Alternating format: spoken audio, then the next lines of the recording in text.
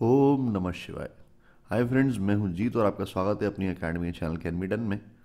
और आइए कंटिन्यू करते हैं अपने डिस्कशन को एच एस टेट 2018। तो क्वेश्चन नंबर 35 तक हमने लास्ट सेशन में डिस्कस किया था, उसके आगे का हम डिस्कस करते हैं। Question number 36, choose the meaning of philanthropist from the following. Philanthropist मतलब का अर्थ बताइए इनमें से। Lover of beautiful women, a lover of animals, a lover of nature, a lover of Mankind. तो इसका आंसर है डी, यानी कि lover of Mankind. Question number 37. What is the antonym of hopeful? Unhopeful, dishopeful, non-hopeful, hopeless. Here the answer is hopeless. Simple है question. Question number 38.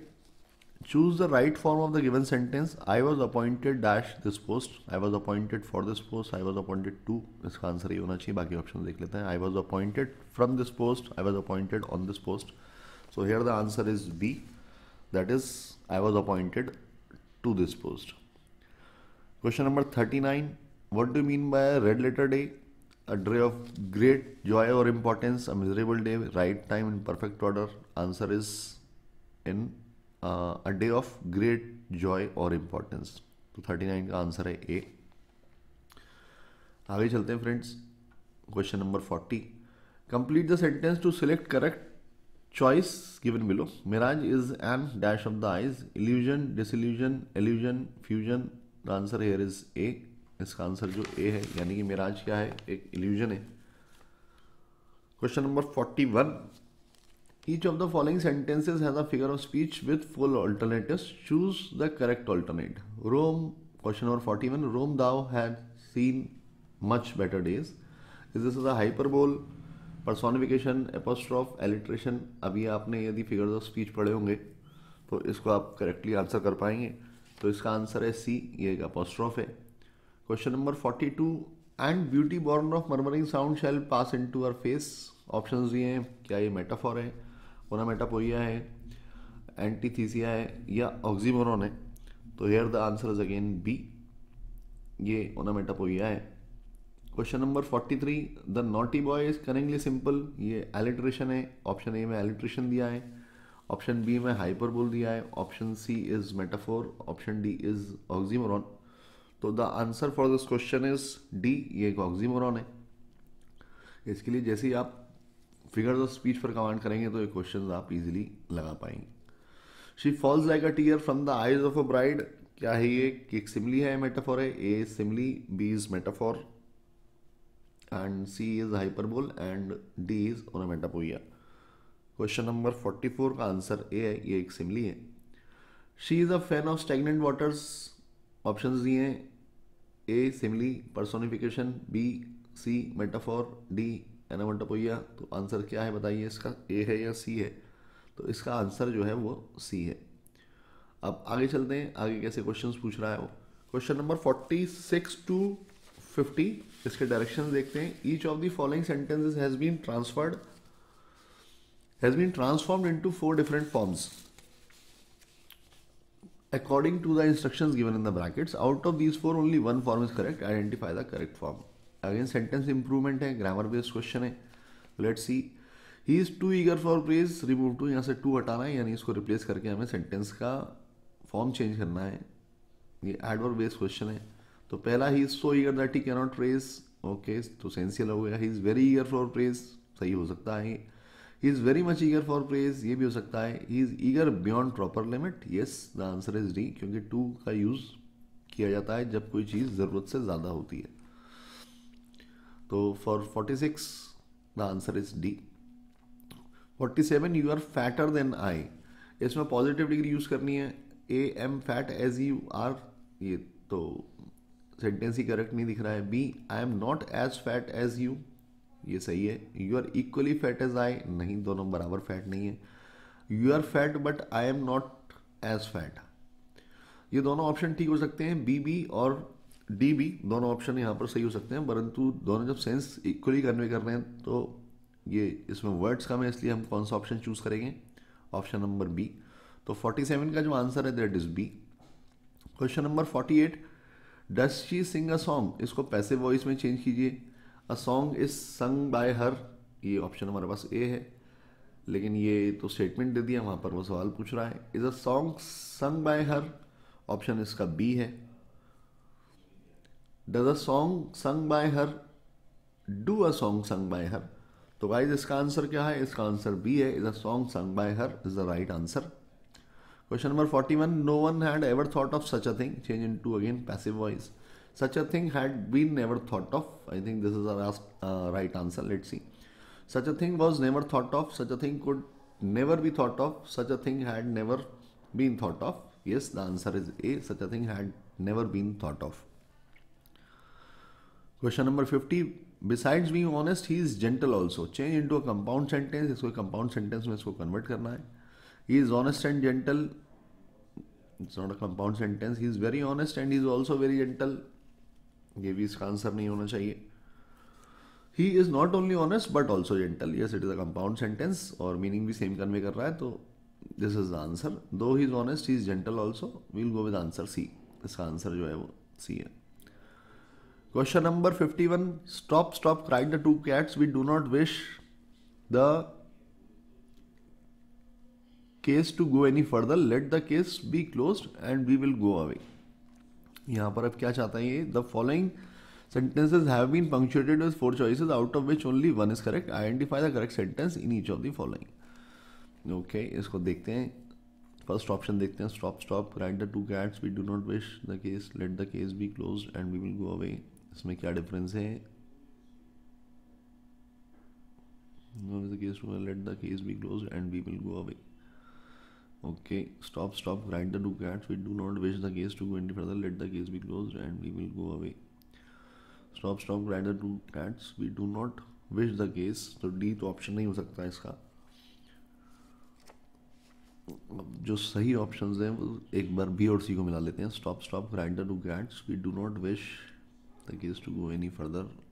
Let the case be closed and we will go away. Guys इसका answer B है. 51 का answer B है. इससे एक और बात समझ आती है कि आपको पंक्चुएशन भी एक बार पूरे रूल्स पढ़ने पड़ेंगे. Okay, one more question from punctuation. Good morning Rajiv said Ahmad, what brings you here. Good morning Rajiv said Ahmad, what brings you here so late. Good morning Rajiv said Ahmad, what brings you here so late. Good morning Rajiv said Ahmad, what brings you here so late. Good morning Rajiv said Ahmad, what brings you here so late. Guys इनको बहुत आराम से करने की ज़रूरत है और आपके पास 2.5 घंटे का समय, काफ़ी समय होता है. तो ये ऐसे क्वेश्चन है कि अगर आप हल्की सी भी आपकी नज़र हटी तो दुर्घटना घट जाएगी. इसलिए इनको आराम से एक बार देखिए कहाँ कहाँ पे क्या डिफरेंस आ रहा है. राजीव सेड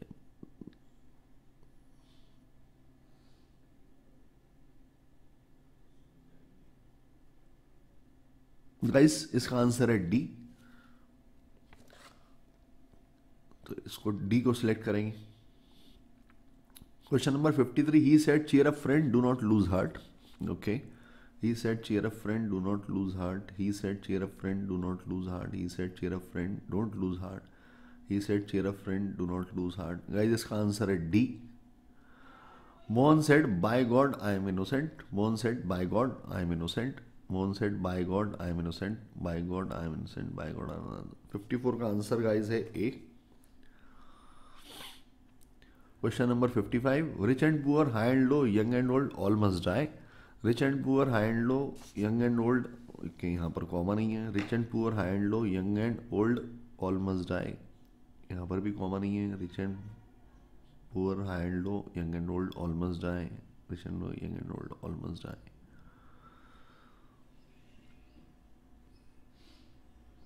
इनमें क्या चेंज है? सी और डी में क्या डिफरेंस है? Let's check. ओके, ये रिच के बाद भी इधर कॉमा दिया. Answer for this question is C.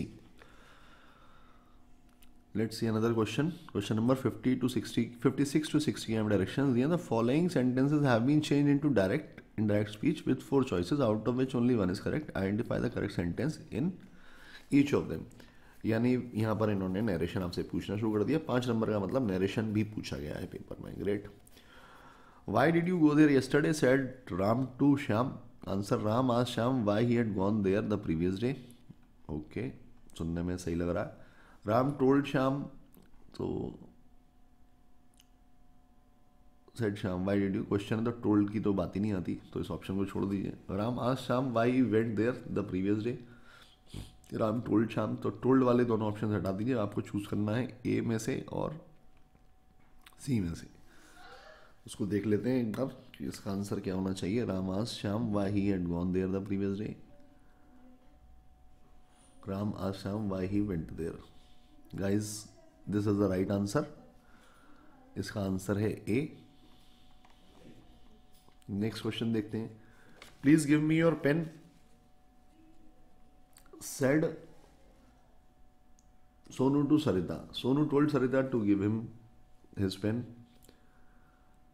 Told तो नहीं दिखना रहा है यहाँ पे. Ram asked Sarita to please give him her pen. Sonu requested Sarita to give him her pen. Sonu suggested Sarita to give him her pen. तो बी या सी में से एक बार दोबारा मिला के देखें कि क्या इसका आंसर होना चाहिए.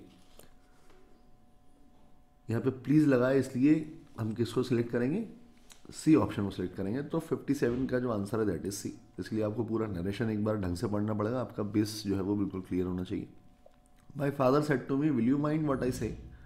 Okay, my father told me if I would mind what he said. My father told me if he would mind what he said.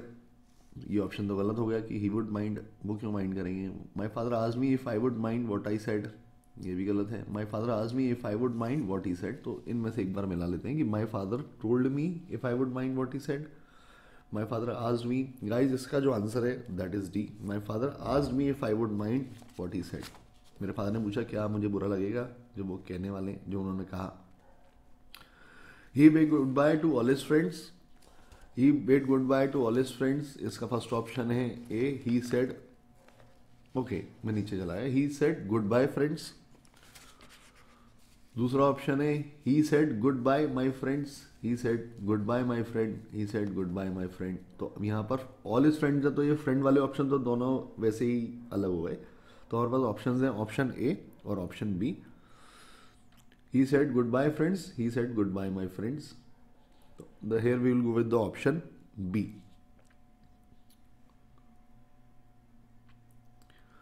He prayed that God might bless me. He said, may God bless you. He said, God may bless you. He said, let God bless you. He said, ये simple सा answer है इसका. The answer here is A. जब भी blessing के रूप में may का यूज किया जाता है तो may को आगे रखा जाता है. ओके गाइज नेक्स्ट क्वेश्चन देखते हैं. In the following sentence some part of sentences have errors and some have none. Find out which part of sentence has an error. जो नीचे सेंटेंसेस दिए गए हैं इनमें से कुछ सेंटेंसेस में एरर हैं और कुछ में नहीं भी हो सकते हैं. तो हमें फाइंड करना है कि कौन से पार्ट में एरर है. The number of that part is your answer. जहाँ पे गड़बड़ दिखे आपको वही उस पार्ट का आंसर है. If a sentence is free from error तब आपका आंसर क्या होना चाहिए. Then your answer is D, मतलब नो एरर. तो let's see guys. Gulliver's Travel are indeed is an interesting book. Are indeed an interesting book. Okay मैं पढ़ तो सही रहा हूँ. गुलिवर ट्रेवल एक किताब का नाम है तो ये एक किताब है इसलिए यहाँ पर आर की जगह इज आएगा. तो द आंसर इज बी. 61 का आंसर गाइस बी है. इधर परमीत और Jyoti have done the crime. Again same type का एरर है. या तो परमीत या ज्योति ने ये क्राइम किया है तो दोनों ने तो किया नहीं है. तो यहाँ पे सिंगुलर हेल्पिंग वर्ब आएगी दैट इज हैव. तो यहाँ हैव लगा हुआ है तो हैव की जगह हैज आएगा. तो the answer for this question number 62 is C. The streets are so wet it should have rained last night. इसको एक बार देखने की जरूरत है कि the streets are so wet that it should have rained last night. Okay यहाँ पर जो मॉडल का यूज है वो रॉन्ग है. यहाँ पर मस्ट आएगा क्योंकि जब सड़क गीली है तो उसकी प्रोबेबिलिटी होने की ऑलरेडी सबसे ज़्यादा ही है. That is the strongest probability. Strongest probability के लिए यहाँ पर हम मस्ट का यूज़ करेंगे. तो the answer here is C. Question number 64. Our vacation is between 12 May to 12 June. Okay between 12 May to 12 June.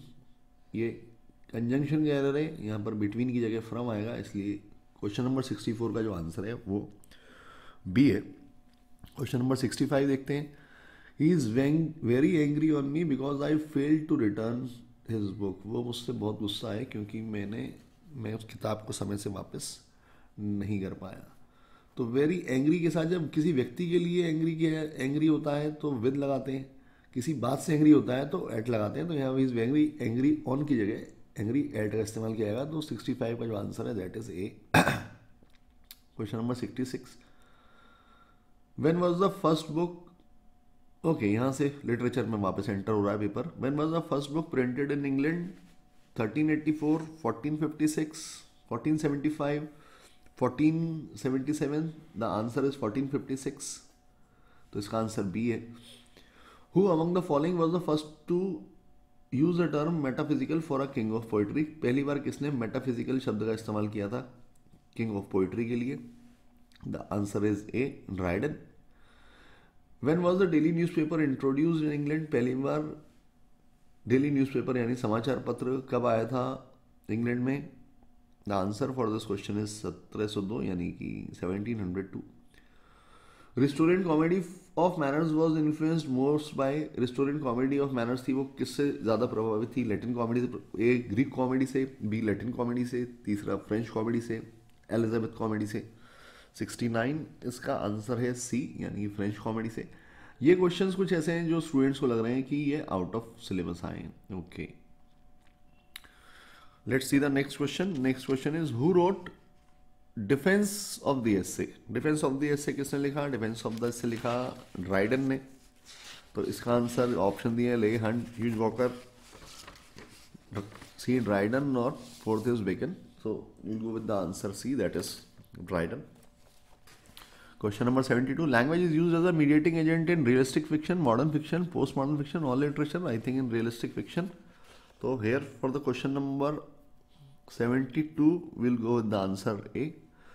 Who exclaimed, "Stone walls do not a prison make, nor run bars a cage"? ये Byron की lines हैं, Richard Lovelace की lines हैं, शेली की lines हैं कि grey की lines हैं? This is question number 73। ये रिचर्ड लवलेस की लाइन्स हैं। तो answer here is B. Who wrote aid poetic? Question के ऑप्शन हैं, फर्स्ट होरेस, सेकेंड बॉयल्यू, मेरे ख्याल से Boileau, Longinus and Aristotle. Yes, the answer is Boileau. What was the subtitle of Dryden's the medal? The Dryden की the medal का subtitle क्या था? Satire against sedition, satire against sedition था इसका। तो अ poem, there was no subtitle. The answer for this question is option number B, that is a satire against sedition. Okay, when was the Recluse by Wordsworth published? Wordsworth से ने कब publish की थी? Wordsworth की recluse कब publish हुई? 1807 में, 1803 में, 1810 में, या it was never published? Guys, it was never published, कभी पब्लिश नहीं हुई। Answer here is D. When did the south bubble burst? तो south bubble burst in 1695, 1705, 1720. 1720 is the answer for this question. Life is a comedy for those who think and a tragedy for those who feel. जीवन एक मजाक है उनके लिए जो सोचते हैं और एक त्रासदी है उन लोगों के लिए जो उसे महसूस करते हैं। ये स्टेटमेंट किसने दिया? ऑप्शन दिए हैं Hardy, Lamb, Meredith, Jane Austen. I think Meredith. तो answer yes, the answer is right, answer is Meredith. Uriah Heep figures the character in Oliver Twist? David Copperfield, Tom Jones, Hard Times? Uriah Heep figures as a character. It is David Copperfield. Who wrote a defense of poetry? Question number 80. Who wrote a defense of poetry? Johnson, Shelley, F.L. Lucas, Horace. The answer is B, Shelley. Question number 81. The term strophe, antistrophe and epode are associated with? ये किससे associated है? Dramatic monologue से associated है, ए। B एलेगी से associated है, सी। पिंडारिक odd से associated है, सी। D ये मॉक एपिक से एसोसिएटेड है। द आंसर इज एलेगी, ये एलेगी से एसोसिएटेड है तीनों टर्म्स। ये फॉर्म्स ऑफ पोइट्री का क्वेश्चन है। ओके, फॉर्म्स ऑफ पोइट्री का पूछना स्टार्ट कर दिया। A poem is called an ode when it is a song of lament and mourning. It is a song of music and emotions. It is style. Its style is lofty and dignified. Yes, it is lofty and dignified. I hope so. The answer is C. It has 40 lines only, तो वो तो sonnet हो जाती है। तो C is the answer. 82 का answer जो है वो C। When beggars die, there are no comets seen. The heaven themselves blaze forth the death of princes. These lines have been taken from the Tempest, Julius Caesar, Merchant of Venice. These are lines from Tempest. Tempest की lines है ये. एक minute. The beggars die when there are no comets seen. Heaven themselves blaze forth the death of princes. ये Julius Caesar की line है. So here the answer is B. Question number 84. A picturesque novel is the one which is about the pictures and paintings, picturization, adventure of rock music. Answer is A. Pictures and paintings के ऊपर जो novel होती है उसे picturesque novel कहते हैं, picaresque novel कहते हैं. Sorry. Who was Chaucer, the father of English poetry? Father of English poetry किसको माना गया है? Spenser, Sidney, Arnold, none of these. Father of poetry माना गया है Arnold को. तो here the answer is Arnold. Let's go with question number 86. He found English a dialect and left it as a language. Who states these words? ये किसने कहा ये? He found English a dialect and left it as a language. Who stated these words? Shakespeare, Milton, Chaucer, T.S. Eliot. Yes, the answer is C. We'll go with Chaucer. The Complete Angeler was written by Isaac Walton. A. Jeremy Taylor. B. Robert Burton. C. D. None of these. इसमें से कौन सा option हमें चुनना चाहिए? तो I think it is Isaac वॉल्टन. The answer for this is Isaac वॉल्टन. wrote the novel The Death of the Heart? A. Lawrence. B. Keats. C. Derrida. D. None of them. The answer is D. None of them. इन तीनों में से ये novel किसी ने नहीं लिखी है.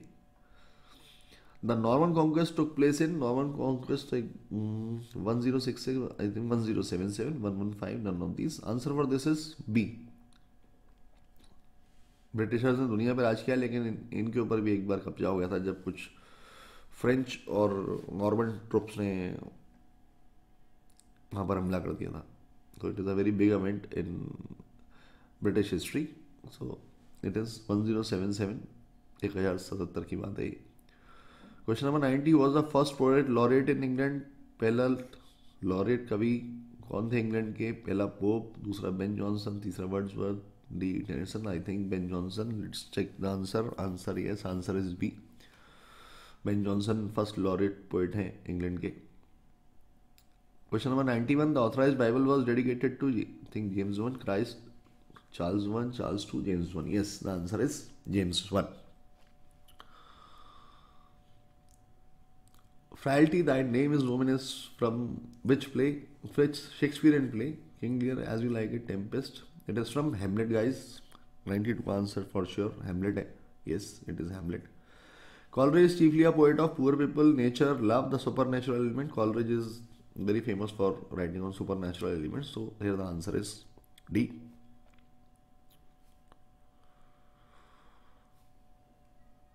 Coleridge is chiefly a poet of poor people.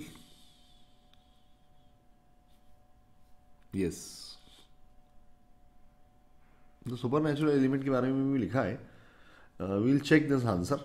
इसमें मुझे थोड़ा सा कंफ्यूजन है ए और डी में से, क्योंकि सुपर नेचुरल एलिमेंट के ऊपर भी लिखा है उन्होंने. तो इस क्वेश्चन को छोड़ देते हैं. Milton's Lycidas is a lyric ode, masque और a पेस्टरल एलेगी? Yes, it is a pastoral elegy. The answer here is D. Who called Dryden the father of English criticism? Dryden को the father of English criticism किसने कहा? A, B, C. A is Pope, B is Johnson, C is De Quincey, D is Coleridge. So we will go with the option B. Johnson ने term दिया था कि Dryden जो है the father of English criticism है. Stafford is a play by Tennyson, Browning, Arnold or Oscar Wilde. The answer is B. by Browning. Who wrote Castle of Indolence? ये किसने लिखा? Monklevis, Mrs. Radcliffe, Fielding and Thompson. The answer is C. इसको fielding ने लिखा. Who is referred to as the poet's poet? कभी और कभी किसको कहा जाता है? चौसर को, स्पेंसर को, मिल्टन को या पोप को? मोस्ट प्रोबेबली मिल्टन, जहाँ तक मुझे ध्यान है. Yes, right. The answer for question number 98 is C. Okay. Who who first translated the New Testament into English? William Tyndale, John Wycliffe, James one, CP Snow. The answer is B, John Wycliffe ने पहली बार translate किया the New Testament को English में। Question number 100, who among the following did not get the Nobel prize for his work? किस किस को Nobel prize नहीं मिला? यानी एक को नहीं मिला, कौन है वो? Churchill, T S Eliot, Tagore, Hardy. Tagore को मिला है, चर्चिल को मिला है, हार्डी, टी एस इलियट में से चेक करना पड़ेगा हमें। तो answer is T S Eliot. तो टी एस इलियट को नोबेल प्राइज़ नहीं मिला। तो वाइज ये आपके 100 क्वेश्चंस हैं जो पेपर लोगों को, इट्स अ ट्रिकी पेपर, इसको हम डिस्कस करेंगे नेक्स्ट सेशन में। Thank you so much for watching. Read to lead can be done.